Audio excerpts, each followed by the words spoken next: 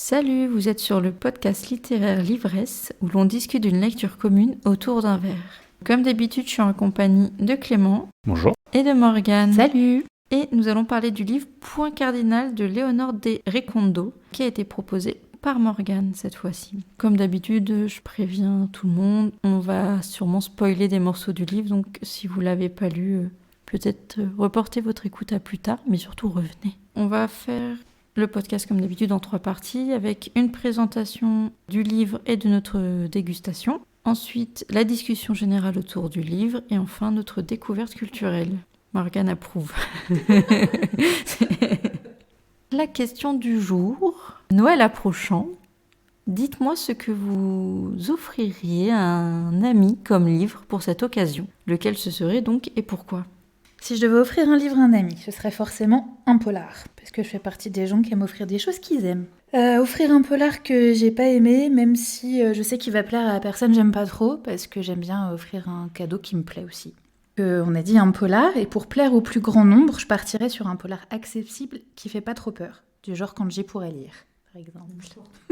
Après pas mal de réflexions, mon choix s'est porté sur un auteur italien que j'affectionne beaucoup, qui s'appelle Pier Giorgio Puglisi, avec son livre qui s'appelle La librairie des chats noirs. C'est accessible, mais avec les codes du polar quand même, parce qu'il faut pas oublier l'essentiel. Il y a de la tension, du suspense, du mystère, mais aussi des personnages hauts en couleur assez loufoques et des chats qui font intégralement partie de l'intrigue. Et ça, c'est trop bien. Mais du coup, ça fait partie du genre cozy mystery ou des trucs comme ça ? Genre c'est léger C'est un peu léger, mais ça reste un auteur qui écrit très bien, où c'est léger. Enfin, l'histoire est légère, mais l'écriture, elle est pas tant. C'est abordable, mais voilà, quand même pas... Donc on est quand même pas dans du cozy mystery, quoi. Avec les Agatha Raisin, les trucs comme non, ça. Non, pas du tout. Voilà. Non, ça n'aime pas trop, alors. Ça marche. Clem ? Moi, j'ai du mal à trouver, parce que je n'offre pas beaucoup de livres, j'offre d'autres cadeaux.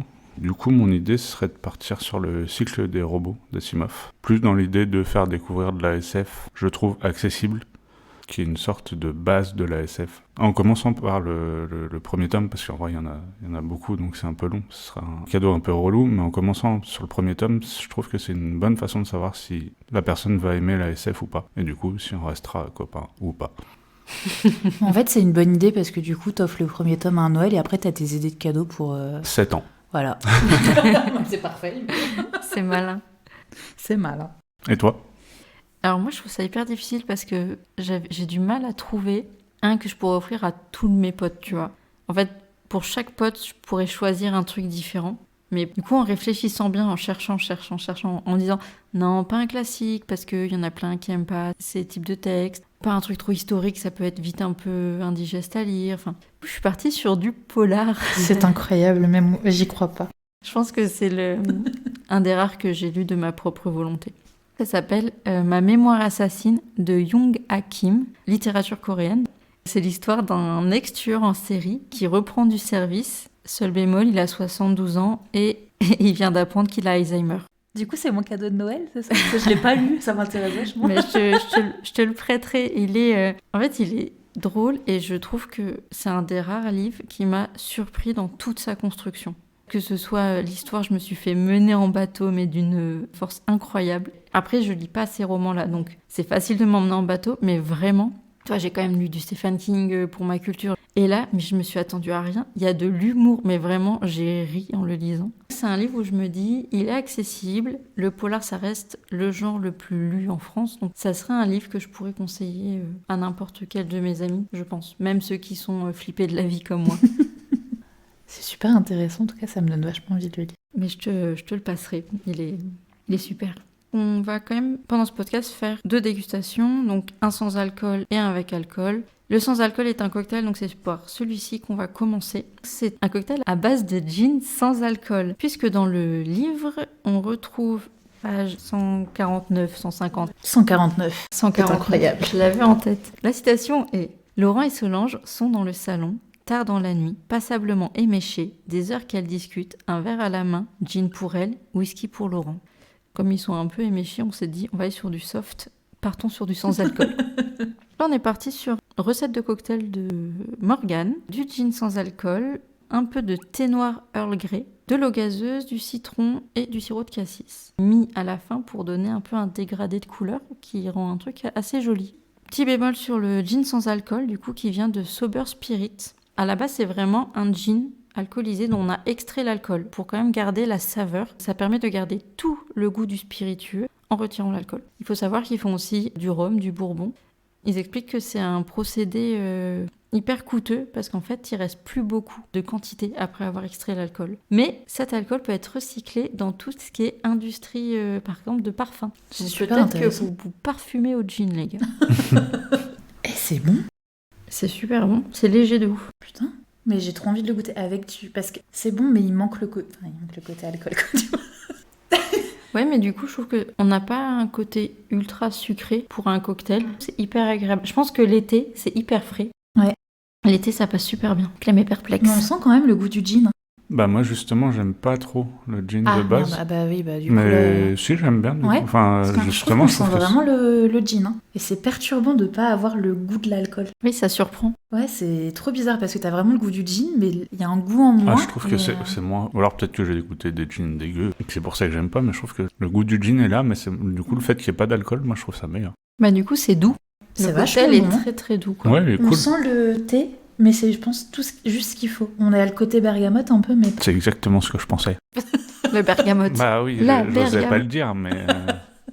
Moi, je ne sens que la bergamote. Bah c'est ça. Non, mais pour moi, c'est validé. Ouais, clairement. Ouais, complètement. Vraiment agréable. On va continuer avec la présentation de l'autrice. Léonore de Recondo est née en 1976. Elle est d'abord violoniste. Elle commence à 5 ans. Puis en 1994, elle obtient une bourse pour partir étudier au New England Conservatory à Boston. Quelques années plus tard, elle se spécialise dans l'étude de la musique ancienne en étudiant au Conservatoire royal de Bruxelles.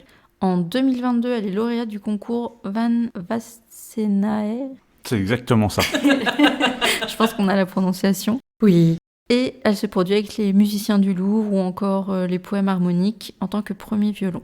Bon, après, je vais pas aller dans le détail entier de sa carrière musicale parce qu'en fait, c'est le plus gros de sa Et vie. puis c'est impressionnant. Ça suffit de s'arrêter là. Mais du coup, par exemple, en 2005, elle fonde un ensemble de musique baroque. En 2009, elle dirige l'opéra Didon et Aîné de Purcell à l'opéra de Montpellier. Elle envoie du lourd, quoi. Et elle débute sa carrière d'autrice en 2010 avec son premier roman La Grâce au cyprès blanc. Après plusieurs autres œuvres, en 2015, elle obtient le Grand Prix RTL Lire et Prix des libraires avec Amour. En 2017, elle a le prix du roman des étudiants France Culture Télérama avec justement Point Cardinal. Et je crois que son dernier livre de mémoire date de 2019. Non. Faut que tu parles avec ta bouche dans le Non, micro, Morgane. Elle a fait non de la tête. Quand on travaillait en librairie, elle en a sorti un. Sur la musique, justement. Mais Ok. je sais plus comment il s'appelle. Ben, je ne sais pas. Moi je sais, mais je vais pas le dire. Je te remercie. Garde l'info pour moi. Donc je vais vous lire le résumé du livre et après Morgane fera son résumé. Je te laisse un temps de petit stress comme ça gratos. Sur le parking d'un supermarché, Mathilda enlève ses habits de lumière. Sous le maquillage, il y a Laurent. Laurent est un mari, un père, et au fond de lui, il est une femme. Se travestir quelques heures par semaine ne lui suffit plus. La vérité fait voler en éclats le quotidien avec Solange et les enfants. Laurent souffre, mais sait, en dépit de tout, il deviendra celle qu'elle est à l'intérieur. Dans Point Cardinal, on découvre Laurent, un mari, un père, quelqu'un qui mène une vie qui semble tout à fait ordinaire. Mais derrière cette façade, il y a une vérité qu'il ne faut plus cacher. Au fond de lui, Laurent est une femme. Le roman commence au moment où cette réalité finit par éclater et où l'équilibre familial se retrouve complètement bousculé. On suit alors tout le processus, la façon dont Laurent tente enfin de devenir celle qu'il est vraiment et comment son entourage, sa femme et ses enfants doivent composer avec ce changement qui transforme leur quotidien. Merci Morgane. De rien. Bon, on va commencer la discussion du livre et puis on goûtera le chablis un peu plus tard. Je voulais prendre la parole là parce que ça me surprend. J'ai, comme d'habitude, pas lu le résumé avant de lire le livre. Et du coup, je m'attendais à un truc ultra surprenant. On a oublié le quiz. Le quiz oui. Le quiz on va le spécial faire. Clément. En plus, je me suis souvenu quand tu l'as dit qu'il m'en manquait un. Mais du coup, j'avais pas lu le résumé. Et venant de Morgane, je m'attendais à un thriller. Et j'ai passé littéralement 50 pages à me dire ce mec va se faire buter d'une façon dégueulasse. Et vraiment, j'étais en train de m'attacher à Laurent en me disant je comprends, c'est chaud, c'est pas facile. Il est dans sa voiture en train de C'est à se la fin, changer. il Bah, moi, je le voyais dans sa voiture en train de se changer et hop, égorgé. Et je me suis dit, ah, c'est la nuit, j'ai pas trop envie de lire ça. J'avance, genre, j'ai lu, je sais pas, les 50 premières pages. sur Sachant que le livre, il doit faire 200 Bah, pages. c'est ça. Et du coup, j'ai refermé le livre en me disant, bah, c'est peut-être pas un thriller finalement. Et j'ai été soulagé de me dire, je me suis attaché aux quelques personnages, je crois que t'as Laurent, t'as Solange, et t'as peut-être les gamins, Attends, Sont- on fait le quiz après. qui sont présentés dans ces 50 pages. Vraiment, j'ai fermé le livre le premier soir en me disant, bon, normalement, ces gens-là, ils vont pas mourir, c'est plutôt une bonne nouvelle. Mais je me dis, du coup, c'est trop bien de pas avoir lu le résumé, parce que j'ai vécu un truc ultra intense dans ce début de bouquin. Je trouve ça génial. Bah ouais, du coup, franchement, il y a eu un truc vraiment qui était ultra cool. De ces 50... J'ai bien aimé le livre au global, mais ces 50 premières pages ont eu une intensité que j'aurais pas eu en lisant le résumé, qui résume très bien ce bouquin, du coup. Ah, c'est génial. C'est vrai. Tu nous as traumatisé tellement fort, Morgane. Donc là, en plus, on n'y est pas du tout, quoi. Je crois que c'est le premier que tu nous proposes qui n'est pas un thriller. Même avant qu'on fasse les Oui, c'est podcasts, possible. quand on était entre Non, nous. non, entre nous, il y avait Mi Femme Blanche, qu'elle a Ah, pas oui. fini d'ailleurs. Oui, bah moi non plus. Hein. C'est vrai. Et moi, je l'ai fini. J'ai souffert. Donc c'est le premier pas thriller, livre cool, que Morgane nous propose. C'est le premier livre cool que Morgane Super. Mais du coup, Clément, tu C'est m'as moi. dit la dernière fois que tu étais hyper fière parce que tu te rappelais des prénoms de Eh ce ouais. livre. Je crois qu'à chaque podcast, Clem nous dit « Je sais pas comment il Ouais. s'appelle, les gars ». Donc, Donc, faut le souligner. je te propose vite fait un petit quiz. Ah ouais, complètement. Vas-y, normalement il m'en manque un. Ok, donne-moi les 3 prénoms du perso principal du coup. C'est facile, Laurent, Lorraine, Mathilda. Ok, Je suis ça. Ouais, j'en ai trop premier degré. ça va, Ok. La pression. super sérieux. Le nom de la personne avec qui sa femme le trompe. Ah oui, mais alors il compte pas celui-là. Mathieu, Non. Thomas. Non. En plus, elle le répète en boucle. Non, mais je l'ai pas retenu. Parce que Oui, elle le répète. fondamentalement, À un moment il est... donné, elle dit Oui, 3-4 c'est ça. fois son prénom. Gaëtan. Oui. Eh, Bon, il a réussi mais au final. oui, mais en même temps, c'est pas ça qu'on retient de lui, quoi. Le prénom de la meilleure amie de sa fille. Émilie. Ouais. Ah. Son fils. Bah, c'est pas Thomas. Si. Bah, si. Oh putain, j'ai confondu le fils et l'amant. C'est dégueulasse. Non, c'est la collègue. J'ai plus le prénom de la collègue. La collègue de Laurent. Estelle. Qui pète un plomb. Estelle. Et du coup, Cynthia. j'ai même plus besoin de poser les questions tellement il connaît quoi. C'est bon. Ok. Ouais, Bien franchement, joué. et- Non, franchement, bien joué. En plus, pour le coup, c'est même pas un truc. Il y a des bouquins où je me force, genre Ubik. Au début, je lisais les prénoms, j'essayais de les apprendre et tout. Et là, bah, après, il m'a peut-être un peu plus marqué et touché qu'Ubik, mais j'étais un peu content. Après, il n'y a pas beaucoup de personnages non Non. plus. Et en fait, alors, il y en a quand même un peu. Mais c'est tellement intimiste et ils sont tellement détaillés. On est tellement dans l'histoire qu'on n'a pas le choix de les retenir. Parce qu'on s'attache un peu à tous les personnages qu'il y a dans le livre. Ouais. Oui, puis ils sont tous très marqués. Et tout. Ouais.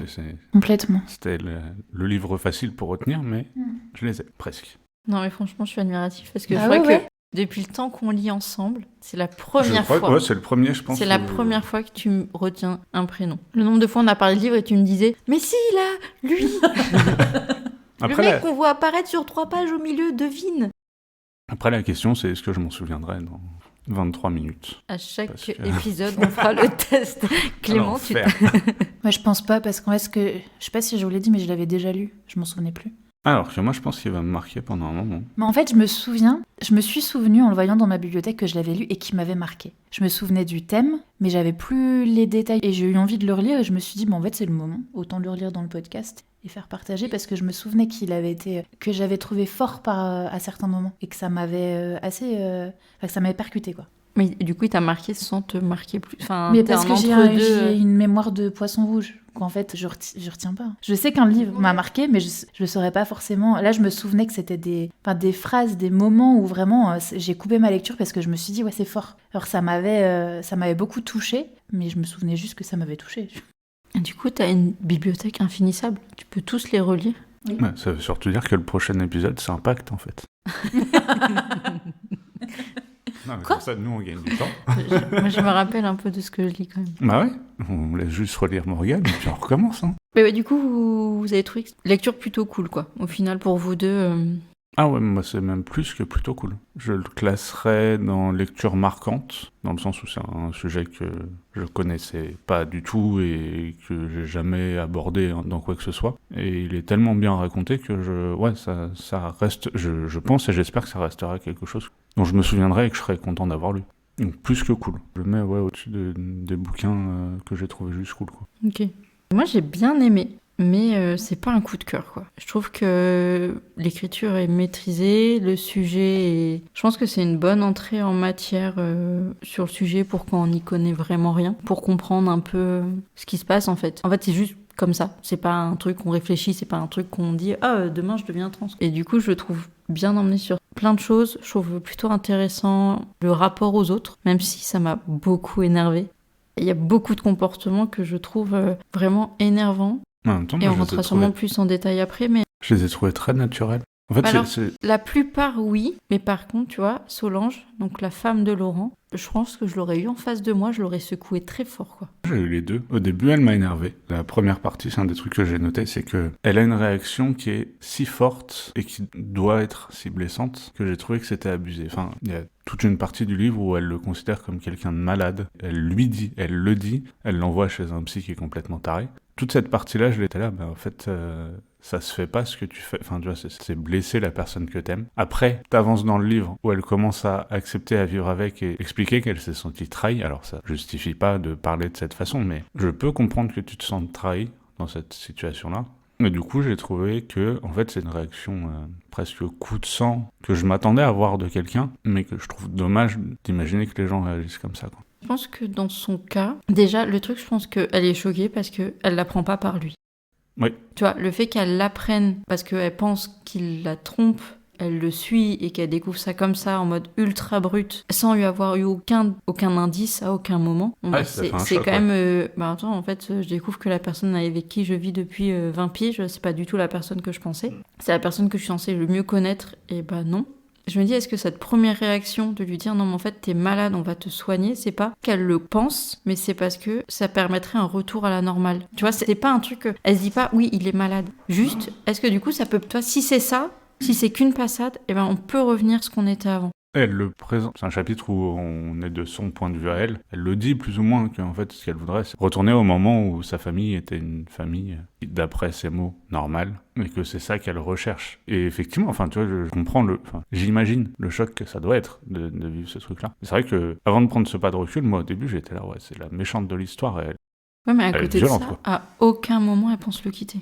Mais Et c'est oui. ça qui est fou en fait, et moi c'est ça qui m'a perturbée plus que le reste. Parce que le coup de sang de t'es pas normal, etc., même si je trouve que c'est quand même très poussé vu qu'elle va voir un psy et qu'elle se renseigne sur le psy chez qui elle va l'envoyer, ça peut encore se comprendre parce que oui, comme tu l'as dit, c'est quand même une personne avec qui t'as passé 20 ans de ta vie, avec qui t'as 2 enfants et que tu découvres. Et elle l'a appris d'une manière qui est quand même très choquante, donc ça peut s'entendre et ça peut se comprendre. Mais là où vraiment, moi je me suis dit waouh, mais c'est incroyable, c'est qu'elle reste avec. Et j'ai l'impression qu'à aucun moment elle se pose la question de le quitter. Ça ne rentre pas en ligne de compte. Non, parce que Et c'est je trouve pas ça imaginable. incroyable. Elle aime la personne profondément. Et je pense que pour le coup, on a un amour véritable entre les deux. C'est que c'est quelque chose de logique d'être l'un avec l'autre. C'est lui ou elle qui le dit, c'est qu'il n'y a jamais eu de grosses vagues, il n'y a jamais eu de tempête dans leur couple. Tout a coulé de façon logique. Et aussi, c'est que c'est elle qui a tout drivé toujours. Et il le dit lui, c'est qu'il a toujours suivi ses décisions parce que ça paraissait ce qu'il avait le mieux à faire à chaque fois. C'est un peu l'encre de la famille. C'est marrant, parce que moi j'ai aussi rapproché ça à la stat que j'ai pas en tête, du fait que quand dans un couple il y en a un des deux qui tombe gravement malade, le mec se barre très vite et que en général les femmes restent. Et du coup je l'ai un peu vécu, enfin j'ai un peu vécu ce parallèle là de il y a un truc qui change, ton ou ta partenaire. Et malgré tout, enfin j'ai vraiment fait, je l'ai écrit dans mes notes, j'ai fait ce parallèle là de dans les stats les femmes restent et je me suis posé la question du coup si tu fais le même livre mais c'est elle qui décide de transitionner. Est-ce que lui reste Malgré tout l'amour qui est là et tout, moi dans mon esprit c'était clair et net que si ça arrive le mec se barre, quoi. Oui, je pense que c'est plus probable dans ce sens-là. Ouais, mais j'ai vraiment fait ce rapprochement en me disant en fait si t'es une femme que tu tombes gravement malade, ton mec se barre, et si t'es un mec que tu tombes gravement malade, t'as quand même beaucoup plus de chances de rester en couple. Et là, cette transition, je pense que le fait qu'elle ait appuyé sur le côté maladie, ça a dû forcément me guider un peu vers cette réflexion-là. mais c'est un événement important qui se passe dans la vie d'un couple. J'ai vraiment vécu ce rapprochement-là. Et ça vous a pas fait poser la question à vous de si vous arriverez à rester avec la personne? Moi, je me suis posé la question du coup. Je me suis dit, merde, mais si ça se passait dans mon couple, est-ce que je serais capable de rester avec la personne? Et c'est fou parce que je pense qu'on peut pas savoir tant qu'on vit pas Moi, la je pense que je me situation. pose pas la question, je reste. Mais, Je pense que je me pose pas la question et que je reste. Et en même temps, si t'as le choix entre avoir ton mec qui est malheureux, qui se sent pas bien dans sa peau toute sa vie, Ah mais complètement. enfin tu vois, en fait, c'est comme ça que je me poserais la Mais question. après, Il y a il y a plusieurs façons tellement aussi. de questions Tu qui peux aussi découlent dire- de ça. Je pense que tu peux aussi dire dans le cas, écoute, je te soutiens, je t'accompagne. Ouais. Mais par contre, Mais notre relation change ouais. forcément. Après, je pense que ça dépend aussi de comment tu l'apprends. Parce que là, tu l'apprends comme Solange. Il y a le côté trahison qui est ultra violente. Alors que s'il y avait une discussion posée, enfin, je sais pas à quel point ça peut être posé, mais en mode écoute, là, ça fait longtemps que j'y pense. Et c'est vraiment en moi, c'est ancré, faut qu'on en parle. Je pense que même la réaction de Solange dans le livre aurait pas été la même. Bah oui, mais en fait, c'est une grosse partie du livre. Oui, Donc bah, si tu en retires, fait, tu retires une grosse partie du livre. Mais oui, c'est tellement plus sain. Alors, j'ose même pas imaginer à quel point ça doit être difficile. Mais c'est sûr que c'est beaucoup plus simple de se dire, on va se poser, on va parler, ça va pas être cool, mais c'est mieux plutôt que de t'avoir à l'arrière de la bagnole pendant que je me change. Ouais. Mais ce côté maladie, il peut ressortir par rapport à ça aussi, parce que j'ai vraiment ressenti, comme quand on dit, oui, les aidants, quand il y a une personne de malade, ils ont vraiment un rôle qui est compliqué. Bah là, on le ressent aussi. C'est que tu dis que Solange, elle doit le soutenir, et que ça doit pas être simple non plus. C'est que le regard des gens, le soutenir une transition, le soutenir alors qu'ils ont une famille et des enfants, enfin, ça chamboule absolument toute ta vie, et ça doit vraiment être compliqué. En fait, c'est ouf parce que j'ai l'impression que le terme maladie vous a vachement marqué. Alors que moi, je l'ai vraiment vu juste comme un accès de colère, hyper mal placé, hyper mal formulé. Et pour moi, ça n'a pas du tout... En fait, ça a été un accès de colère et il faut que je résout le truc. Mais après, c'était fini, tu vois. Elle n'a pas continué, elle lui a pas dit à répétition, elle a... Bah non, même au contraire. Mais c'est à Ouais, partir ça, du vraiment. moment où il a affirmé et qu'il a dit non, en fait. Bah oui, parce qu'en fait, à partir du moment où il lui a parlé, Oui, c'est ça. Parce qu'il y a quand même un moment où il se refoule complètement et où il se dit ah non, mais en fait, peut-être qu'elle avait raison et où il tait ça et qu'il se dit je serais capable de continuer comme ça. mais parce qu'en fait, lui, il va voir le psy, au début, là, le connard, Le méchant psy, oui. le méchant psy, en disant que n'importe l'issue, il aura un soutien. Parce qu'en fait, il se sent hyper à l'aise à parler de certaines choses et ça lui fait du bien. J'ai dit, au début, il parle même pas de sa transition, il parle de son enfance. Et en fait, ça lui permet de voir un peu à partir de quand ça a commencé. Il se rend compte que ça a commencé dès tout petit. Le psy le guide en mode, non, mais en fait, tu peux garder ta vie comme ça et ça peut rouler. Il se rend compte que non, parce que c'est pas ce qu'il est. C'est une femme et puis c'est tout, il n'y a pas à discuter. Le psy, au début, il est vu comme un truc, lui, comme un truc libérateur. De toute façon, le thème de la liberté est hyper ancré dans le livre pour tous les persos. Hein, mais... Et elle, tu vois qu'elle est juste dans la recherche d'une aide pour comprendre et avoir une discussion, avoir quelque chose qui vient les aider. En sachant que, du coup, sa marraine de transition à Laurent, elle dit que dans toute la ville, il y a un psy qui est là pour les soutenir. Genre, il n'y en a aucun autre qui va être là pour aider vraiment les personnes en transition. Et en fait, je trouve ça ouf parce que ça va être hyper réaliste. Oui, c'est ce que j'allais dire, c'est super triste. Mais si ça se trouve, c'est ultra basé et l'autrice a genre des infos et ça m'étonnerait pas. Non, ça m'étonnerait pas non plus. Après, le livre, il date de 2018, donc j'ose espérer que dans ces quelques années, ça a échangé un petit peu, mais... Je pense que ces quelques années ont joué sur le fait de justement réseauter et d'avoir quelqu'un qui t'accompagne dans ta transition, qui connaît les bonnes personnes. Mais je pense que si tu veux faire ta transition tout seul dans ton coin, tu tombes forcément sur des mecs qui vont, un, t'insulter et deux, te dire t'es malade, t'es un taré, quoi. C'est genre ultra dangereux, mais ça me surprendrait pas plus que ça, quoi. Je sais plus c'est quoi la phrase que le psy a notée sur son carnet, qui est quand même très percutante. Névrose... Je viens de tomber sur un passage qui m'a fait ultra rire. Mais quand j'avance un peu dans l'histoire, mais quand il annonce à ses enfants, etc., et il y a un moment donné son fils qui lui dit connard, et il lui répond connasse, s'il te plaît, connasse. Et j'ai trouvé ça incroyable. Enfin, j'ai imaginé la scène et je me suis dit, waouh, mais l'aplomb pour rétorquer ça. Enfin, et en même temps, bah non, c'est pas vraiment un aplomb, c'est lui. Mais Oui, c'est ça. Je pense que c'est le genre de truc qui arrive une fois que t'es déjà bien ancré Ouais, dans c'est ta ça, tête en et- disant le truc est fait. Et j'ai trouvé ça fou. Névrose obsessionnelle. Ouais, voilà quoi. Et puis, je sais pas, pour des gens qui traversent ça, mettre juste 2 mots qui caractériseraient tout. Et puis ouais, cette séance de psy, enfin le psy montre, toute cette séance montre tellement le psy malsain où tu vois que Laurent il veut avancer dans la compréhension de ce qui s'est passé, parce que pour recadrer, donc il est en mode bon bah du coup je revis en tant qu'homme et j'écrase Mathilda qui est en moi et je vis comme un homme et ça roule parce qu'avec les séances de psy j'arrive à garder ce que les gens demandent que je sois. Il tombe sur un site, je crois, de sous-vêtements. Oui, c'est même une pub. C'est une pub, C'est c'est pub. genre un spam sur C'est un ça. site pour des culottes en soie ou un truc comme ça. Et à partir de là, ça déraille, quoi. Ça déraille, tout son travail pour se forcer à être ce qu'il n'est pas explose. Du coup, il va en magasin, il achète presque la première culotte en soie qu'il voit, il va l'essayer tout de suite dans les toilettes. Donc il raconte toute la sensation qu'il a juste au toucher du sous-vêtement. Et le psy reste bloqué sur ça en mode mais raconte-moi ce que t'as ressenti, raconte-moi. Voyeurisme fois violent 1000. de fou. Et quand Laurent part sur autre chose, le psy le laisse finir et reprend. Mais reparlez-moi de la culotte. Et Qu'est-ce j'ai que t'as trouvé ça ressenti, d'une qu'est-ce que- violence. Et en fait, on est sur du voyeurisme pour de vrai. On n'est plus sur une séance de psy. On n'est plus parce qu'en fait, il le dit, il m'écoute même plus. Je le vois qui divague, il rêvasse. T'as le psy qui rêvasse et il est là et il revient frontalement là-dessus en boucle. C'est un psy qui aurait besoin d'un psy. Ouais, c'est lui C'est qui a une sûr. névrose obsessionnelle. Mais je pense que ouais, grave. En fait, Mais c'est fait exprès, je pense. Mais Oui. je pense que c'est un truc qui doit être beaucoup arrivé avec les personnes qui font des transitions, que ce soit juste de genre ou aller après jusque transition sexuelle. On le voit dans ce livre avec du coup le psy déjà, mais qui est violent, mais le voisin, où là tu vois que c'est une curiosité malsaine. Ouais. Je l'ai vu arriver à un moment. L'image que j'en ai eue, c'est la violence gratuite de tout le monde. Il représente tout le monde curieux en fait, mais pas éduqué sur la question.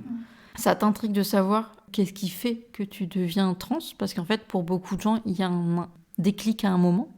Il y a un déclic sur le fait de maintenant il faut que je vive comme ça, mais pas de ce que sont, c'est ce que ressentent les personnes qui vont transitionner. Tu vois, même il le dit le voisin, je vais pouvoir rentrer à ma femme et lui dire t'as vu moi je Mais sais, oui. toi tu sais pas. Et du coup on est vraiment sur la stupidité humaine. Ouais.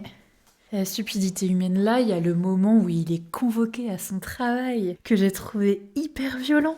Où il décide d'aller à son travail sous sa véritable identité, et au fait, ça choque tout le monde, ce qui peut être compréhensible, le choc. Mais en fait, de là à être convoqué par la DRH, et pour te dire, en fait, ça va pas là. C'est mon travail, en fait, mon travail, je continue à le faire, qu'est-ce qui va pas? Et qu'on lui dise, mais en fait, on vient d'ouvrir une salle, ce serait bien que t'ailles là-bas.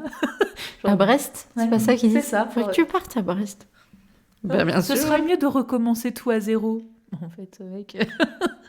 Je veux pas quitter ma famille parce qu'au boulot, vous acceptez pas. Surtout qu'au boulot, au début, il y a qu'une personne qui est du Mais coup oui. son amie, Ouais. qui en fait est juste malheureuse de pas l'avoir vue, de pas s'être sentie intégrée dans ce secret au final. Elle se sent trahie, comme s'est sentie trahie Solange. Elle le dit que ce qui l'a mise en colère, c'est ce côté trahison de ne pas l'avoir dit. Et en fait, effectivement, c'est là-dessus que tout se joue. C'est que s'il l'avait dit aux gens autour de lui, alors ça serait pas devenu facile, parce que c'est jamais facile, mais il y aurait eu quand même beaucoup de scènes qui auraient pu être évitées, quoi. Après, j'ai trouvé ça très fort quand même, sa réaction. Même si c'est son ami de toujours, de là à parler d'une trahison, je trouve ça fort, et la façon dont elle réagit, je trouve ça horrible. Oui, moi je suis d'accord en fait, parce que justement le rôle d'un ami pour moi dans ce moment-là, c'est justement de savoir que ton ami ne va pas te raconter toute sa vie, il va te donner que des morceaux qu'il a envie de te donner. C'est écrit dans le livre, c'est elle qui raconte sa vie. Il le dit, mais en général, je suis là pour t'écouter, je veux pas te parler, et ça m'allait. J'ai pas l'occasion, et ça m'allait très bien. Ça se tient, mais en même temps, je pense que quand t'es dans ce genre de relation, tu te rends pas... Enfin, elle se rendait pas compte qu'elle monopolisait autant la parole et l'attention. C'est exagéré. Le problème que j'ai eu dans sa réaction, c'est que du coup, tu blesses ton ami. Que tu sois surpris, que tu te sentes trahi, c'est ok, c'est à l'intérieur de toi, mais de là à aller blesser la personne, ces deux réactions-là, Solange et Estelle, c'est des réactions de colère, mais ultra fortes et ultra visées, quoi.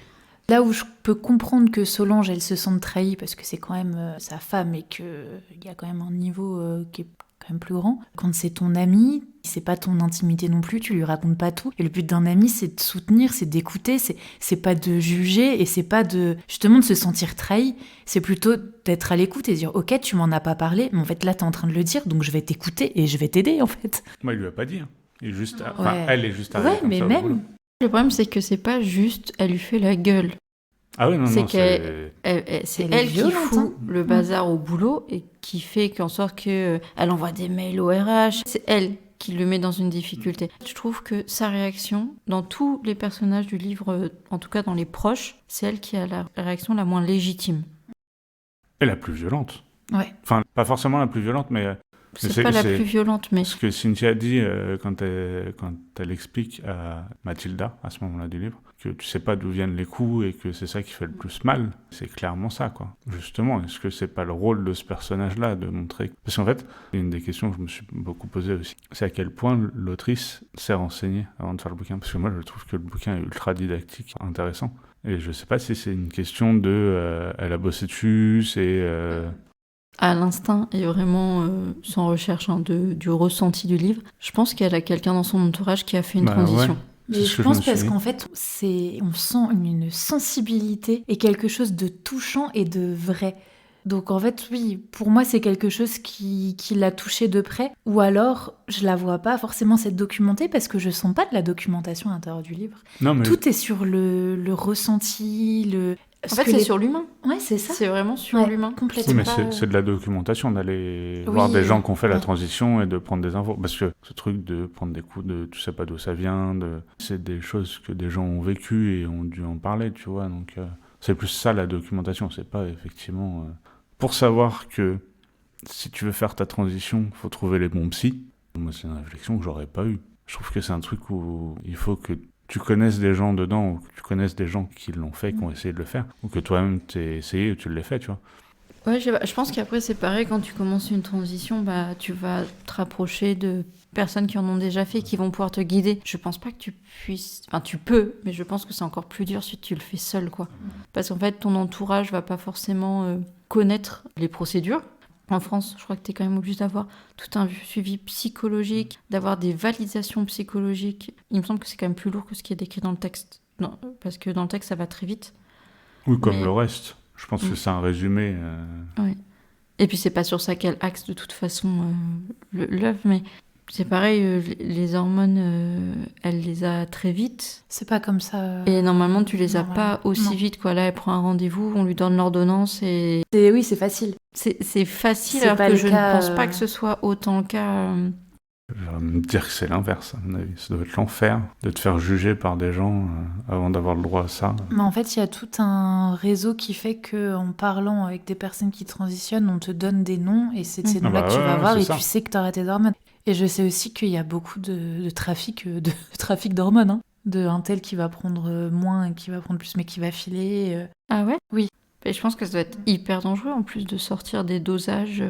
Je sais pas. Si t'en prends moins, Mm. bon, logiquement, c'est juste que ta transition est plus longue, mais. Mais ça, c'est sûr que ça existe. Ouais, mais de toute façon, ça doit être tellement. Après, on parlait de tout l'accompagnement qui est important, etc. Mais ce que j'ai trouvé fou, c'est que Laurent est très... alors, je sais pas si égoïste c'est le mot, je pense que c'est pas ce mot-là qui conviendrait. Mais à partir du moment... Non, mais j'arrive Si, pas si, à trouver... Pour moi, il est très égoïste. En fait, ce mot me gêne parce que je trouve que c'est un mot à une connotation qui est pas très agréable. Et là, le fait de l'utiliser, ça me gêne.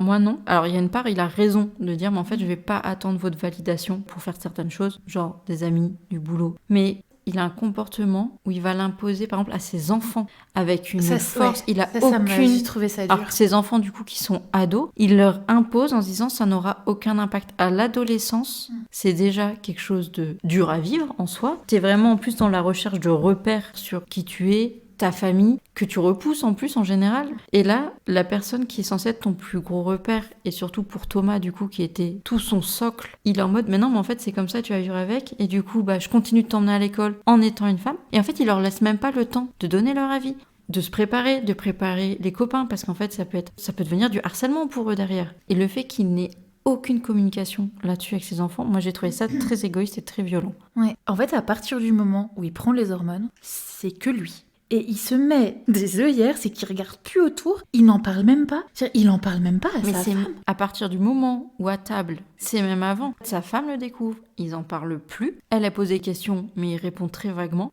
Ils en parlent plus. Elle fait ses recherches, elle lui dit tu vas voir un psy. Après, il arrive et il dit à tout le monde à table pendant un repas de famille, sans avoir consulté Solange pour l'annonce, Et d'une manière ultra violente. en mode juste, je suis une femme. Et il dit en plus, après, j'ai ressenti une libération. T'as vraiment pendant la libération d'un côté, et genre à côté, l'exact opposé. Genre tu sens la tension sur tout le monde, et lui il est là, libéré. Comment tu peux te sentir autant libéré alors que tu viens de larguer une bombe qui vient de... Mais parce que ça, je le comprends. Parce que du coup, pour lui, c'est un truc qu'il a gardé depuis gamin, qui lui ressort et forcément, t'as cette libération-là. Mais le truc, c'est que c'est toujours la façon de faire qui est problématique. À aucun moment, il dit à sa femme, écoute, va falloir qu'on se réunisse, qu'on trouve un moment, qu'on en parle, que j'explique. Et il dit rien de plus, en fait. Il est égoïste depuis le début. Dans ses actes, il y a de l'égoïsme un peu partout. Ouais, à aucun moment, je dis, faut pas qu'il le fasse, tu vois. Il faut qu'il le fasse, il faut qu'il vive son truc, qu'il devienne une femme aux yeux du monde. Mais il le fait de façon tout le temps tellement égoïste et tellement maladroite, sans prendre en compte les sentiments des autres. Ça va forcément avoir un impact sur les gens qui t'entourent. Et à chaque fois, ça aurait pu mieux se passer s'il n'avait pas juste pensé à lui. Parce qu'à aucun moment, ça aurait évité qu'il le fasse. Mais pareil, tu vois, il envoie la bombe et il se barre de la maison et il essaye vite fait de parler à ses enfants, il voit que ça donne rien, il prend son vélo, il se barre. Il fuit complètement, il laisse Solange toute seule avec 2 ados, un qui pète un câble, une qui se ferme complètement et il affronte pas le truc, quoi. Et moi, je trouve ça, le comportement est pas bon. Et tu peux transitionner en faisant les choses bien. À aucun moment, te dis de pas le faire, mais fais-le bien. Surtout avec des ados.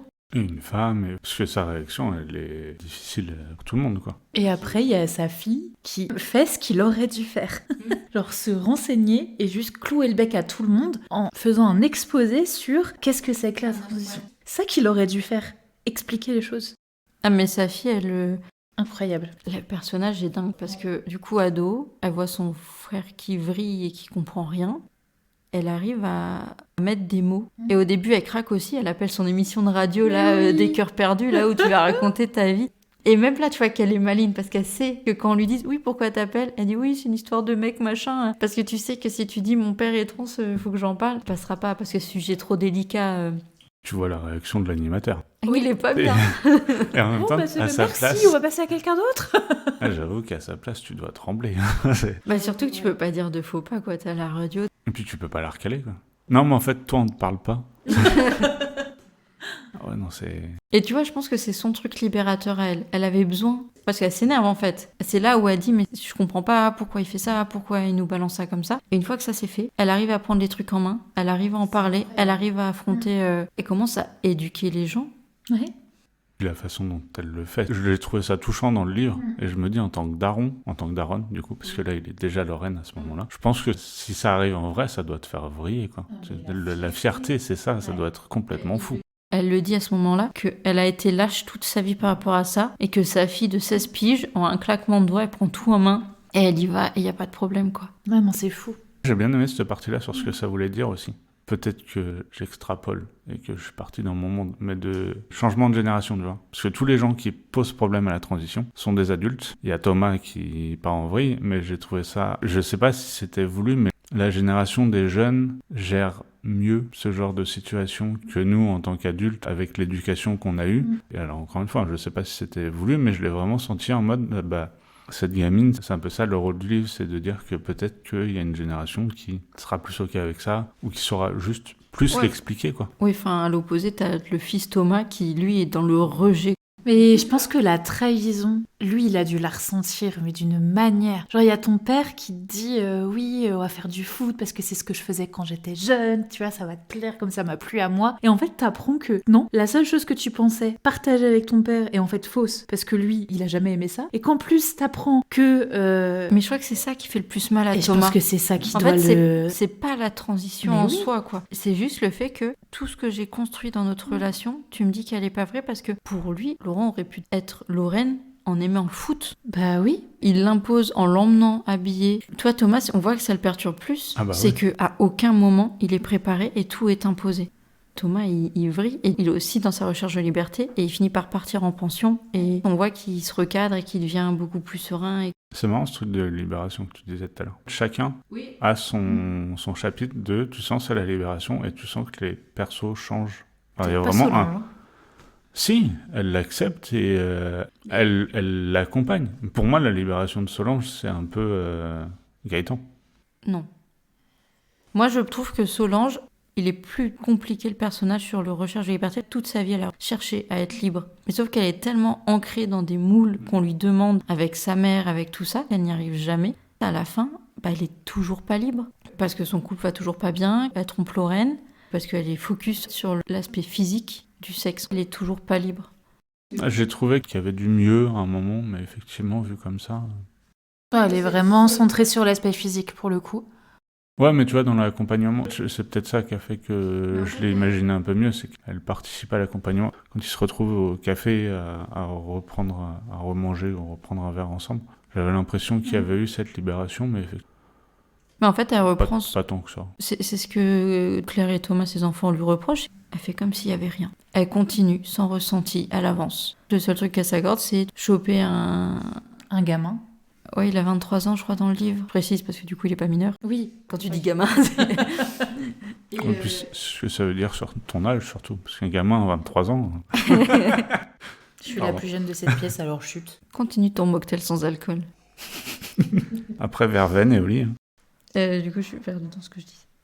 Mais Ouais, du coup, finalement, elle est pas le libre. trompe et en fait, elle s'enferme même, je pense, dans une relation qu'elle aime pas. Elle est avec quelqu'un, c'est apparemment un truc hyper important, le pénis de son conjoint, que je peux comprendre quand t'es hétéro et que tu sors avec un homme, c'est aussi pour ça. Et quand elle essaie de redécouvrir ce nouveau corps, ça marche pas, parce qu'il dit qu'il a pas réussi à bander. Du coup, elle continue de voir juste pour avoir quelque chose de purement sexuel et quand même garder ce lien avec le corps de l'homme. Ouais, mais c'est tellement pas sain. Non, et surtout qu'elle avait peur de la tromperie, du coup elle le trompe, et tu sens que leur couple, même si il reste, qu'au final elle fait ce que Lorraine lui demande dans le soutien, dans l'aide, c'est subi quoi. Elle fait avec et de toute façon elle l'aime humainement, mais j'ai pas l'impression qu'au fond ça lui convienne et que juste elle y réfléchit pas, elle vit avec. Complètement. Pour moi, elle subit, alors que c'est elle qui va plus le parler de liberté, du côté je me libère, je cherche la liberté, machin. C'est vrai. Je suis probablement planté là. C'est un perso ultra triste en fait, Solange. Ah ouais, complètement. Quand elle dit je reçois tous les dimanches, j'appelle ma mère et elle me demande jamais comment moi je vais. Ça m'a foutu une boule au ventre quand j'ai lu ça. Je me suis dit, En fait, elle est inexistante. Ouais. Ses enfants, c'est leur mère, mais il n'y a pas de rapport au-delà. Lorraine, elle fait sa vie sans elle, en final. Et elle qui était censée être l'encre de toute la famille, se rend compte que personne n'a besoin d'elle. Et même sa mère, elle est passée à ses petits-enfants et sa fille, peu d'intérêt. Elle subit et elle le suit. Mais du coup, elle est d'un soutien inébranlable. Elle garde le cap, quoi. Oui, l'image de la femme dans un foyer, quoi. Mm. Effectivement, vu comme ça, c'est un peu triste. Ah ouais, non, moi je trouve Oui. que Solange, elle m'a vénère, mais je la trouve ultra pathétique. Son côté liberté, le peu qu'elle retrouve, c'est je me remets à fumer et personne n'a rien à dire parce que je me remets à fumer. Ok, mais elle fume dans la maison et pas dans le jardin. Bah ouais. C'était le petit acte de rébellion du livre. Et de toute façon, tout le monde s'en fout quand même parce que il y a papa qui est en train de devenir une femme, donc maman fume dans le salon, on s'en fout quoi. Putain, ça doit être un truc quand même. Je sais pas, t'as un repas avec tes parents et dans ce coup, t'as ton père qui te regarde et qui te dit « Je suis une femme ». Mais vraiment, je pense que la première réaction, ce serait de rigoler en mode « Pas drôle ta blague ». Et après de me dire « Ah merde ». Mais tu parles d'une putain. soirée déguisée là ou... Voilà, je crois qu'il est sérieux en fait. Je vois sa tête là, je crois qu'il est sérieux. Ok. C'est quand même... Bah, surtout quand t'es ado. Bah oui. Genre, j'imagine vraiment le truc avec tu regardes ta mère quand même pour te dire... Là, tu la vois changer de couleur, tu te dis ah, ok, je crois que c'est vrai. Tu vois. Bon. Mais encore une fois, l'inverse, si c'est amené dans la discussion et dans un truc pédagogique, en vrai, ça doit arriver. Bah oui. Et j'imagine qu'il y a plein d'enfants qui doivent le vivre en se disant oui, en fait, mon père m'a expliqué qu'il voulait faire sa transition, et il le fait, et voilà, quoi. Je pense qu'il y a quand même des passages un peu compliqués. Oui, mais forcément, Mais évidemment. toi, je pense que l'annonce peut paraître quand même un peu floue. Mais du coup, le voir la première fois habillé en femme, le voir qui marche mieux avec des talons que toi. Donc, Ça, moi, et ça va. après le regard des autres. Je pense que ça doit être... Ah Mais bah, je ouais, pense ça que doit être l'adolescence, pire. c'est ça le plus dur. Parce que le regard des autres, en plus, à l'adolescence, c'est ce que tu recherches le plus et ce que tu fuis le plus en même temps. Ouais. Eh bah là, t'es servi. Et puis la sortie du collège ou la sortie du lycée, selon que ce soit pour la petite ou pour le petit. Je pense que le lendemain, t'arrives au bahut, bon Puis baisser la tête. il les convoque. Mais parce qu'il est pas mieux, hein. Tu te dis putain. Mais gros naze aussi, hein. Je suis désolée, mais gros naze. oui, Hein. mais comme un paquet de monde. Les gens, ils savent pas gérer par rapport à cette situation-là. Mais en Mais fait, parce qu'il y a le rien à problème... gérer. Mais le problème, c'est que Oui, mais oui. Enfin, Non, mais on est bien d'accord, mais je veux dire... juste un renvoi définitif, c'est juste pas la solution. Et en même temps, Thomas est tellement furieux. Et du coup, il se rebelle où il peut se faire remarquer, en fait. Parce qu'il voit bien que chez lui, le fait qu'il mette de la musique à fond, tout le monde s'en fout. Tout le monde dit, on va juste vivre avec la réaction de Thomas, ça finira par se calmer. Et en fait, non, il a besoin de se barrer. Il le dit, hein, c'est le premier truc qu'il dit, c'est que j'attends mes 18 ans et je me casse et ils me verront plus. il verbalise plus que son père, lui aussi. Tout le monde verbalise plus que Laurent ou Lorraine. C'est fou.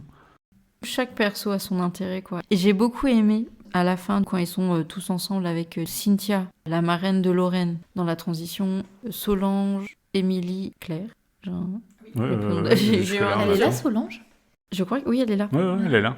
Qu'on ait un tout petit peu le point de vue donc d'Émilie qui vient écrire l'article sur Lorraine et qui dit au moins là, les gens existent dans ma famille, personne n'existe parce qu'ils font juste que s'engueuler. C'est d'une violence. Mettre ça et puis mettre une transition, en gros, c'est le même problème que n'importe quelle famille tu vas vivre en fait. C'est juste un truc que tu dois traverser et c'est pas plus dingue et c'est pas plus. Et ça, j'ai trouvé ça très bien amené pour le coup.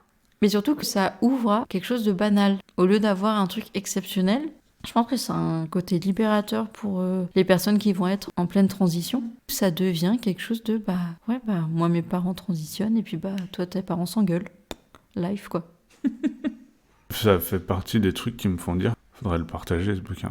Ça peut être un bouquin important. Après, encore une fois, j'en ai pas lu d'autres et je sais pas. Mais je me dis, tu lis ça quand t'es plus jeune, c'est ultra intéressant, quoi. Je trouve que en premier livre, pour donner le truc accessible, ça peut être intéressant pour comprendre un peu, pour que les gens arrêtent justement de penser que c'est une maladie, que c'est des trucs débiles là, et surtout que les gens font ce qu'ils veulent de leur corps. Mais bon, ça n'en est pas encore dans le monde, je veux dire. On n'en est pas encore là.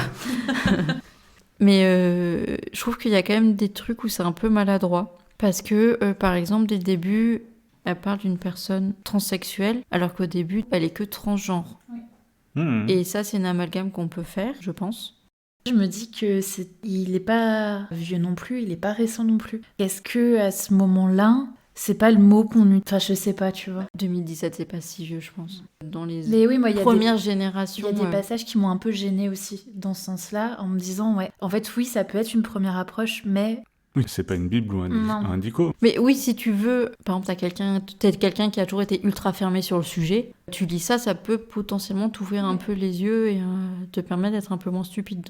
Moi, c'est comme ça que ça a marché, en tout cas. Parce que pour le coup, c'est vraiment un sujet que j'ai jamais abordé. Oui, mais t'étais pas fermé sur le sujet non plus, tu t'en fous un peu de savoir. Et puis au contraire, ça m'intéresse. C'est juste que j'avais pas eu l'occasion. Comme porte d'entrée dans le thème de la... Transidentité. Dans la transidentité. Ouais, transidentité, c'est peut-être ça marche. On gardera transidentité. Dans le thème de la transidentité, moi j'ai appris plein de trucs. Dans les réactions, ce genre de choses, j'ai trouvé ça super intéressant. T'as exactement dit le terme, c'est que c'est hyper humain. C'est vraiment centré sur l'humain, pas sur on va t'apprendre ce que c'est ou t'expliquer les termes ou les machins. Non, en fait, c'est juste l'humain avec ses réactions, avec son ressenti. Et c'est en ça que c'est hyper intéressant. Et t'es pas, je pense, dans le cliché de ce que la plupart des personnes vont penser d'un trans. Moi, j'ai eu peur de ça aussi, au début. Avec le Zanzibar, où tu dis, ça va devenir la personne qui fait la fête tout le temps en étant en femme, et t'as pas du tout ce truc-là, parce que oui, ça fait partie de la vie, mais tu peux avoir des gens qui transitionnent sans aller dans les bars. Tout ça, j'ai trouvé bien emmené que ce soit pas un point important de l'histoire. Ah ouais, un des trucs qui m'a un peu manqué dans le livre, c'est le temps entre les événements. T'as tout qui s'enchaîne, les émotions aussi, et tu sais pas à quel point ils ont digéré une info ou pas. Ils passent du psychopathe à c'est bon, j'ai mes médocs. Et tu sais qu'il y a eu du temps entre. Je trouvais que ça pouvait manquer pour la compréhension des émotions, tout ça, où tout va très vite, et je suis pas sûre que tout a été aussi vite, tu vois. Ah, c'est sûr que non, effectivement, pour les médicaments, mais moi ça m'a pas choqué. Non plus, ça m'a pas du tout. Ah ouais. Ah moi ça m'a. Il y a plusieurs fois je me suis dit mais attends, on est à combien de temps après pour qu'elle arrive autant il y a un chapitre elle est en mode je suis vénère et là c'est ok.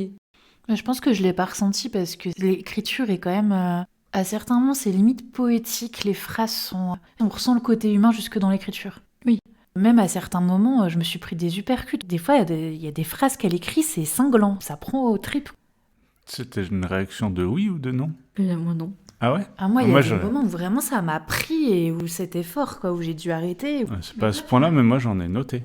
C'est ouf parce que moi, globalement, je l'ai aimé. Je trouvais ça intéressant sur plein de points, surtout sur les ressentis humains et tout. Mais à plein de fois, j'étais exaspérée, quoi. J'étais genre, mais non, mais c'est pas possible. Les gens sont cons. J'avais beaucoup mieux aimé la première fois que je l'ai lu. Je me souviens que vraiment, j'avais eu des moments où j'avais même corné des pages du livre et tout. Je me souvenais plus, mais ça, c'est notre histoire. Bah attends, regarde l'état de mon livre. Elle abîme ses livres. Je l'ai fait tomber dans mon bain. Tu vois. Là, j'ai plus mis la main sur des trucs qui m'ont un peu gênée, où je me suis dit, ouais, je suis pas sûre que ce soit vraiment comme ça. Ou...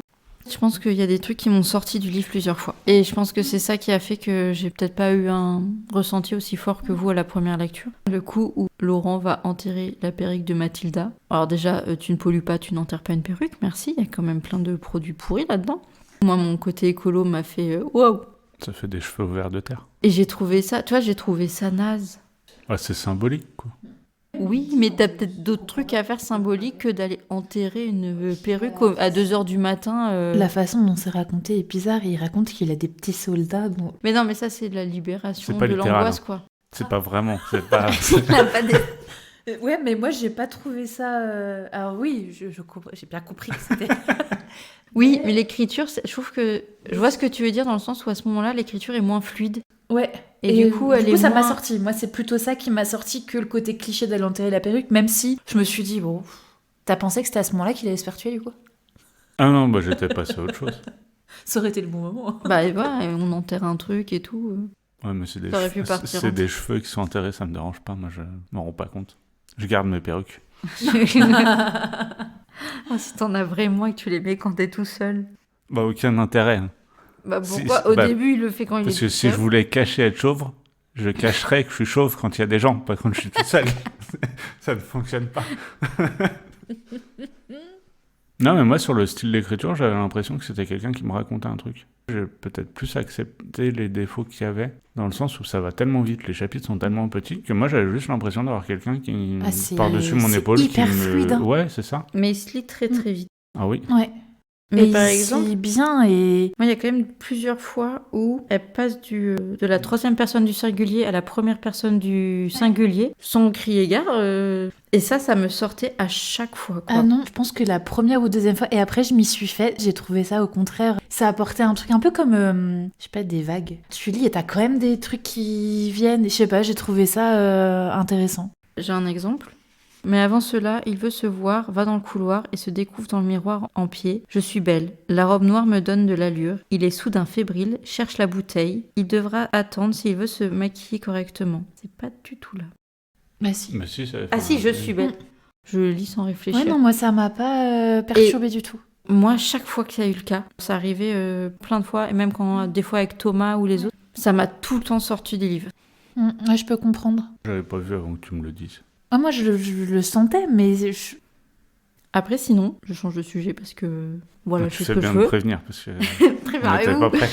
J'ai bien aimé le parallèle de féminité qu'on a entre sa femme et Mathilda. Tu peux être n'importe quelle femme et la féminité est vraiment perso. Où il dit que Solange, c'est une femme magnifique. C'est dit vraiment plusieurs fois. Lorraine aime le corps de sa femme et qu'il a toujours trouvé très beau. Mais qu'elle est toujours en jean pull parce que c'est confort, parce qu'elle est maîtresse. Donc avec des enfants à la maison et comme elle bouge tout le temps, bah, elle est féminine dans ses vêtements à l'arrache. Qu'elle se maquille pas, qu'elle est pas très bijou. La robe noire, là, dans l'extrait, c'est à Solange. Il y a encore l'étiquette tellement elle met pas de robe et que c'était un cadeau qui date d'il y a super longtemps. Et c'est Mathilda qui la met pour la première fois. J'ai bien aimé ce côté des femmes dans les deux cas. Ça, j'ai trouvé que c'était un message assez discret, mais assez chouette sur globalement tout le livre. Je suis d'accord, après c'est pas ce que j'ai retenu, mais oui. Je pense qu'on a fait le tour du livre et je vous propose de passer à la dégustation du vin avant de passer au sujet d'invention.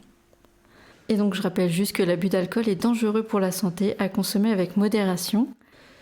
Donc là on est sur une bouteille de Chablis, appellation d'origine protégée de 2024 par Antoine Barrier. Elle est produite dans la région vallonnée de Livonne, au nord de la Bourgogne. Dans le livre, Solange et Laurent qui en boivent une demi-bouteille. Donc je vais te dire la citation. Solange commande un tartare et lui une brochette de coquille Saint-Jacques, une demi-bouteille de Chablis aussi. Poitron n'en faut. Il trinque, la bouteille est servie trop froide, l'étiquette se décolle dans le seau et le blanc n'a presque aucun goût. Mais par cette journée de début de printemps, le soleil aidant, ils sont presque heureux. Tu nous as pris un Chablis, mais il est pas bon dans le livre. Du coup, Mais là, il est bon, alors... Et j'ai découvert, en regardant un peu, un site qui s'appelle Vignoux. Déjà, j'aime beaucoup le nom. Qui classe les bouteilles de vin. Et du coup, je l'ai trouvé. Bourgogne Chablis 2024. Et il a un petit graphique sur la phase de vieillissement des vins que je trouve assez cool. Théoriquement, aujourd'hui, par rapport à la durée de vie du vin, la bouteille est considérée comme bonne. Elle devient excellente à partir de 2030. On aurait dû enregistrer ce podcast en 2030. On aurait vraiment pris un très bon moment sur ce vin. Et apparemment, du coup, c'est toute une appli. On parle plus du vin, du coup, mais c'est toute une appli où tu peux gérer ta cave et tout. Et Trop cool. savoir quand il faut boire ta bouteille. Je l'ai goûté et il est agréable. Il passe plutôt bien. Il est gentil. Il est gentil, il a une jolie robe. Apparemment, ça se mange bien avec des Saint-Jacques et comme on n'a rien à manger, c'est triste. Imagine des Saint-Jacques dans ta bouche, écoute. Non, merci. Et du coup, vous aimez bien ? Oui. Je connais rien en vin, donc... Oh, mais tu sais si tu l'aimes bien ou pas. Oui, oui, oui. J'ai appris un truc parce que je m'y connais pas ultra bien en vin non plus. Genre, j'apprends au fur et à mesure, mais je suis pas encore au top de mes connaissances, si un jour ça arrive en vin. C'est que du coup, le Chablis est issu du cépage chardonnay. Je croyais que c'était deux cépages différents. Il faut savoir que le chardonnay, c'est ce que je buvais tout le temps à la fac. Ça me rappelle plein de souvenirs. C'est un vin qui rappelle des souvenirs, apparemment. Sujet d'invention. Eh ben, vous êtes très inspirés. Pas du tout. Mais je suis pas inspirée par les sujets d'invention déjà de base. J'ai beaucoup de mal. Mais alors là, je passe mon tour pour cette fois-ci. Ouais, pareil, j'ai pas eu beaucoup d'idées. J'aurais aimé une fin qui se finit plus tard dans l'histoire. Aller un peu plus loin, que Lorraine nous raconte son rendez-vous en Belgique et le retour des discussions avec Solange. Peut-être qu'elle est jusqu'au bout de la transition, en fait. Ouais, Que ça se j'aurais finisse bien aimé. sur... en fait, maintenant, c'est juste vivre. Je sais pas, moi j'ai bien aimé que ça se termine comme ça dans le train. C'est parce que j'associe le train à une forme de liberté aussi. Je trouve que le fait que ça se termine dans un train comme ça, bah ça ouvrait justement cette liberté-là. On a tout lieu d'imaginer l'après, je trouvais ça pas mal du coup. Après ça c'est juste... Ouais, non, je vois ce que tu veux dire. Je pense que on aurait pu aller un peu plus loin sur plusieurs petits sujets. En fait, je trouve qu'il y a plein de sujets qui... Tu vois, les émotions de chacun sont quand même coupées court à partir du moment où elle prend le train à la fin. Pour faire la prise d'information sur l'opération de changement de sexe. Tu es venu observer un bout de vie d'une famille et tu repars aussi sec, quoi. Tu plonges dans leur quotidien et tu repars. Ouais, aller un peu plus loin pour clôturer quelques aspects aurait pu être un plus, Oui, c'est ça. pas forcément une nécessité. C'est ça, c'est pas une nécessité, mais effectivement, avoir un bouquin qui faisait ne serait-ce que 50 pages de plus, même tu vois, sur ce qui se passe dans le livre, avoir peut-être un peu plus d'explications, ça aurait pu être cool. C'est rare que je dise ça, mais c'est un bouquin qui me paraît presque trop court. Bah, en même temps, Oui, Mais après, je pense 170 que pages, c'est donc ça, ça va c'est vite. qu'en fait, sur mais- tous les livres qui font genre moins de 200 pages, tu auras la plupart du temps, en tout cas, la sensation de on aurait pu aller plus loin, quoi. Et à l'inverse, les livres qui font plus de 300 pages, il y a un moment où tu te dis, bon, on aurait pu couper dans le truc, quoi. À chaque fois qu'on fait une émission, on dit ça. Ou ça aurait pu couper, Ubik, on a dit on aurait pu retirer plein de trucs. Ou alors on dit, bah, il aurait peut-être fallu en rajouter un peu. Ce que j'aurais bien aimé, c'est avoir un perso tout de suite bienveillant. Dans les personnes proches, une personne tout de suite bienveillante. Genre Cynthia. Mais non, parce que Cynthia, du coup, comme elle dit, c'est pas la première personne qu'elle suit. Mais Claire ? Non, parce que du coup, c'est la fille et au début, elle est refermée et elle a même pas l'impression. Une amie comme Estelle, bon, du coup, là, elle en avait besoin pour le personnage de ça fout le bazar au boulot. Mais avoir une Estelle bis où c'est tout de suite, ah bah, ok, vivons le truc cool.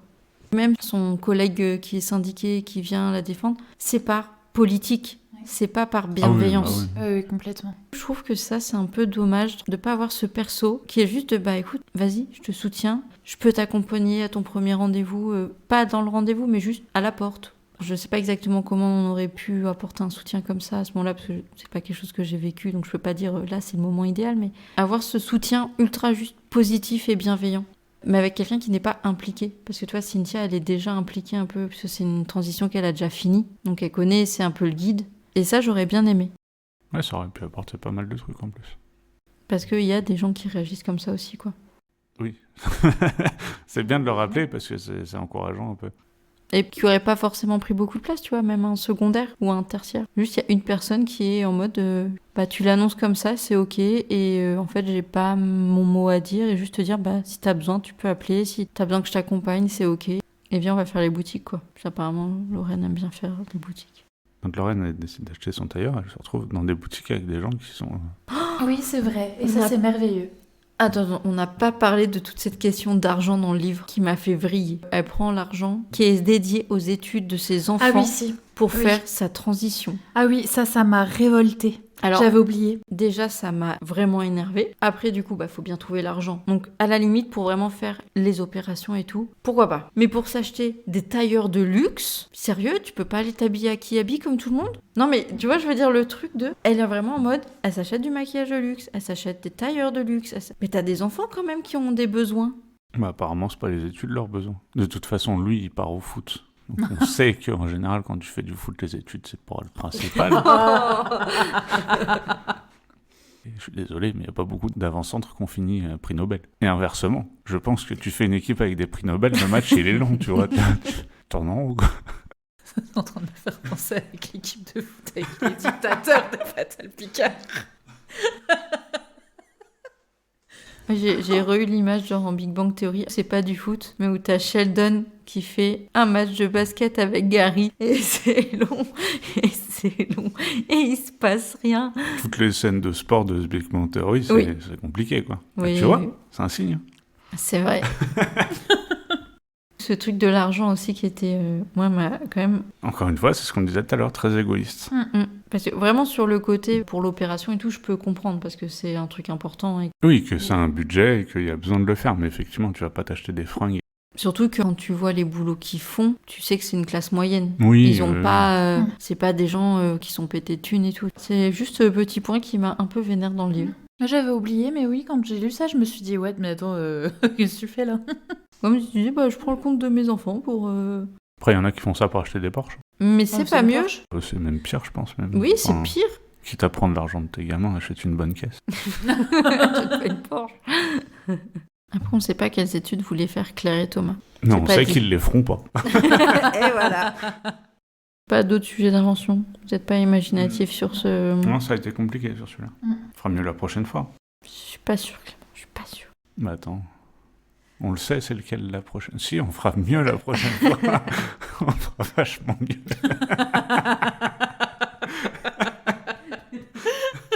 On fera tellement mieux qu'on n'a pas pu tout garder.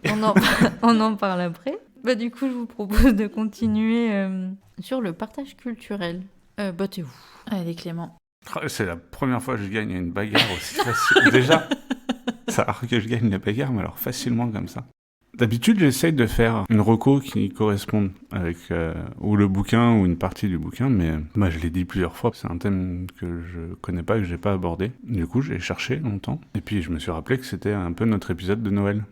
Je vais recommander mon film de Noël, et c'est Rush, le film de voiture, qui n'a rien d'un film de Noël, sauf que c'est mon film que je regarde tous les ans à Noël. Donc c'est mon film de Noël. C'est un film de Todd Howard avec Chris Hemsworth, c'est pas facile à dire, mais... il paraît que ça attire certaines personnes. Il y a aussi Daniel Brühl, qui est pas trop connu, mais qui joue trop bien, et Olivia Wilde. C'est globalement un biopic sur la rivalité qu'il y a eu en Formule 1 dans les années 70 entre James Hunt et Niki Lauda. Ça reste un film très accessible, c'est aussi pour ça que j'en parle dans le podcast. J'aime trop parler de voiture pour ne pas en parler devant un micro à un moment ou à un autre, et en même temps je sais que ça peut vite être chiant, et pour le coup c'est le film de voiture que j'ai conseillé le plus souvent, parce que c'est un de mes films préférés, et que les gens à qui je l'ai conseillé m'ont dit qu'ils avaient passé un bon moment. Du coup je me permets de le conseiller à plus de gens, jusqu'à ce qu'on me dise que c'était nul. C'est un film d'action où la voiture est plus un prétexte, et un film sur une rivalité entre deux personnes où la voiture c'est plus un prétexte.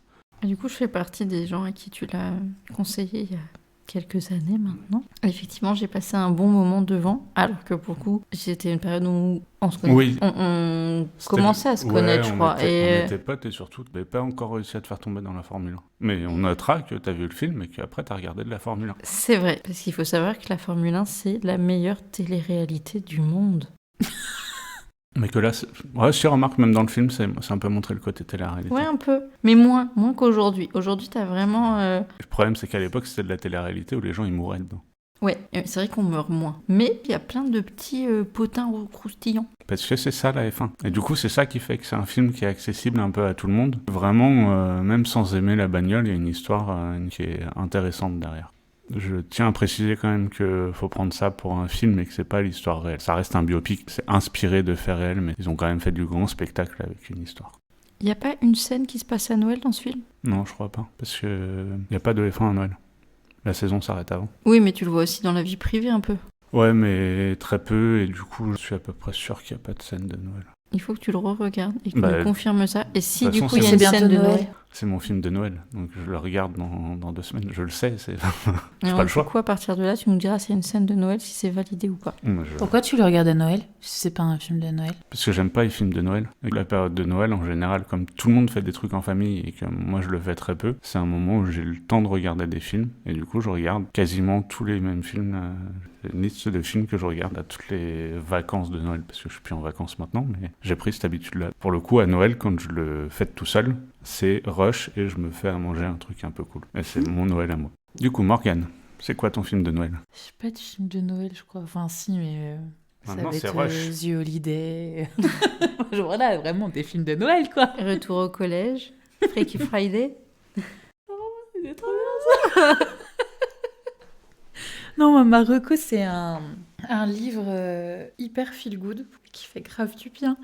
C'est Mamma Maria, un livre de l'autrice Serena Giuliano. Et c'est un bonheur, ce livre. Un vrai shoot de Dolce Vita. Du soleil, de la chaleur humaine, du spritz, des pâtes. Pile ce qu'il faut pour suivre à l'hiver qui arrive. Je l'écoutais en audio et j'avais l'impression d'être en Italie avec les expressions italiennes, l'ambiance, les voix. J'étais vraiment là-bas et ça m'a fait un bien fou. 2 mots sur l'histoire quand même. C'est l'histoire d'un petit village de la côte amalfitaine où tout tourne autour du café Mamma Maria, un lieu où les vies se croisent et s'entraident. Le jour où un événement bouleverse l'un des habitués, toute la communauté se met en mouvement, révélant des secrets, des blessures, mais surtout beaucoup d'humanité. C'est vraiment du feel good, c'est un livre tout léger. Par moments, ça fait du bien et surtout quand il y a de la grisaille comme ça dehors, c'est génial. Ouais, alors moi, film de Noël, je vais pas du tout être original, mais le Grinch, quoi. Ah, mais oui. Moi, je pense à la ligne verte, moi. C'est pas ça ? Non ? Si, festif, humain. Non, ouais, le Grinch, avec Jim Carrey en Grinch, parce que c'est le seul qui est recevable dans ma vie.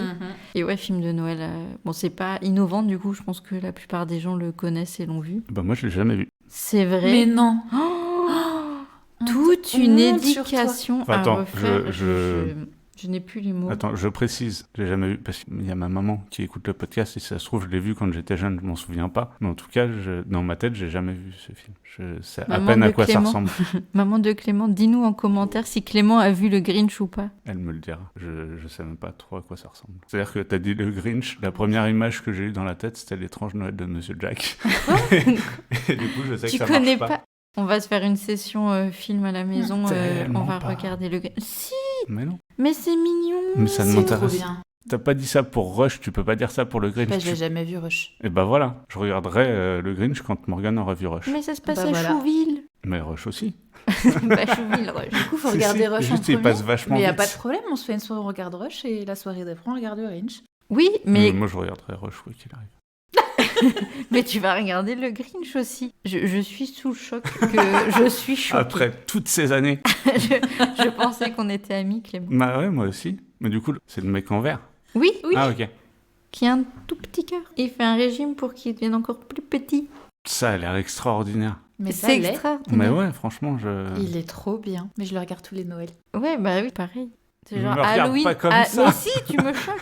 À Halloween, tu regardes Hocus Pocus. J'aime et à Noël, Jack. tu regardes... Oui. Et à Halloween Noël. et Noël aussi. Oui, mais j'ai plus les mots, Clément. Je sais même pas ce que c'est Hocus Pocus. Eh bah ouais, mais on n'a pas eu tous la même enfance. Moi, j'étais à la mine à ce moment-là. Bah oui. On peut pas être partout. Sinon, on parle de films de Noël, mais le Pôle Express. Vous avez déjà vu le Pôle Express? Je l'ai pas vu. Oh, c'est génial. Ah bah voilà. Tu l'as vu? Regarde-le parce que c'est mon film de Noël. Je regarde à tous les Noëls. Tu peux pas dire ça à tous les films de Noël que c'est ton film de Noël. Le Pôle Express. Mais ça, c'est le film que je regarde à tous les Noëls. Elle a pas dit ça pour les Mais je crois que j'étais déjà un peu vieille pour le Pôle Express. Mais c'est pas grave. Non, mais du Même coup, en je tant l'ai... qu'adulte, il est trop bien. Il est vraiment trop bien. Non, mais je veux bien te croire. Mais je veux Sinon, bien on arrête regarder. les podcasts sur les bouquins, on fait un podcast sur les films. Sur les films de Noël? Non s'il vous plaît, aidez-moi. Je veux pas vivre ça. Pardon, je t'ai complètement disqué ta reco, mais... Mais c'est pas grave, regardez le Grinch du coup et essayez de le vendre en commentaire à Clément parce que vraiment là je suis débordée. Bon courage, franchement, accrochez-vous. Comme tu m'as coupé en plein élan et que du coup je ne Bah, sais je suis plus, navré. je ne suis perdue. Je suis navré, vraiment. Tu rigoles, c'est même Mais pas non, vrai. je suis Mais quel sincèrement navré. hypocrite! Je m'intéresse pas au Grinch, mais je voulais que tu en parles. Il y a d'autres gens qui nous écoutent. Qui était agréable. Tu vas regarder, on va regarder le Grinch. Je vais être En fait, forcé. tu vas pas avoir le choix. Mais c'est... Et Non, on mais se fera c'est... une vraie soirée de Noël avec des cookies, du chocolat chaud. Comme on va pas pouvoir se voir en décembre pour enregistrer, il me vient à parler du coup du podcast qui sortira en janvier. On avait prévu un hors-série, je crois qu'on l'a même enregistré avant même l'épisode 1. Non. Ou juste après. Juste après, il me semble. Bref, il y a longtemps. Mais on va proposer le hors-série donc sur des BD qui sera constitué de Assassins. De chez Flux Glacial. Je les mettrai sur Insta. l'Instagram et Podom de Zanzim, je crois. Allez, validé. Non, mais si, c'est bon, on dit que c'est ça. T'inquiète. Hubert et Zanzim, j'avais raison. Donc janvier, un hors-série BD. Et février, on retournera sur nos livres programmés. C'est ça. Ça sera Le Mage du Kremlin de Giuliano d'Ampoli. Comme ça, vous avez 2 mois pour le lire. Et on sait que, comme il y a les vacances de Noël entre-temps, ça laisse un peu Maintenant, d'avance. ils vont regarder le Grinch Et et le le Pôle Pôle Express. Et rush. S'il vous plaît, quand même. J'espère quand même que mes recommandations servent à quelque chose à un moment. N'hésitez pas à vous abonner, à liker, laisser des commentaires un peu partout sur votre passage pour nous donner vos retours, votre amour, vos recos de Noël aussi, n'hésitez pas. Salut tout le monde! Bonne nuit. Salut!